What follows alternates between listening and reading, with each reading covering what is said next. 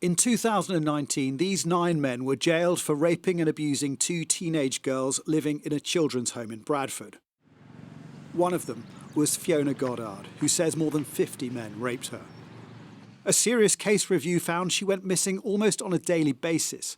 Police at the time described her as streetwise. And despite agreement by all agencies that Fiona was either at risk of child sexual exploitation or actively being sexually abused and exploited, this was not addressed by any single agency. And when Fiona became pregnant at the age of 15, there was little curiosity or inquiry about who the father was from her carers. In my serious case review that you mentioned, she found 7 instances, at least in them records that she found, of them not reporting sexual abuse or rape or assault from as young as 8-year-old. And one of the instances, I literally turned up covered in blood and they didn't report it.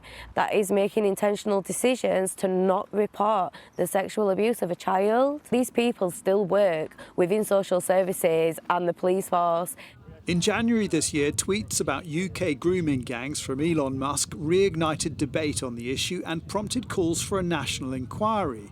The government said victims needed more rapid action.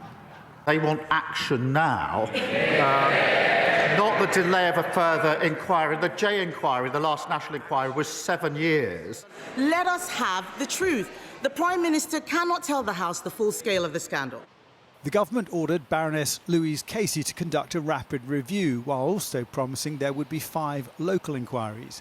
Casey's report is expected next week to recommend a national inquiry, and the Prime Minister has changed tack. Although Fiona wants a local inquiry in Bradford, she says she was trafficked to a network of men across the UK involved in her abuse, which is why she also wants a national overview. Where were you taken to apart from Bradford?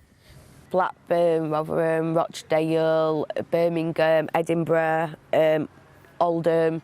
With Bradford's involved in near enough every single case I've heard of, whether they've been trafficked there or men have come from Bradford. And there's a considerable amount of evidence to show the numbers of girls abused in Bradford completely outweigh any of the previous inquiries in any other cities. Bradford Council says it contributed to the previous national inquiry into child sexual abuse and published more than 70 reports where child sexual exploitation was discussed, and has implemented findings from the independent local review, which included Fiona's case. Fiona says there's still more to learn.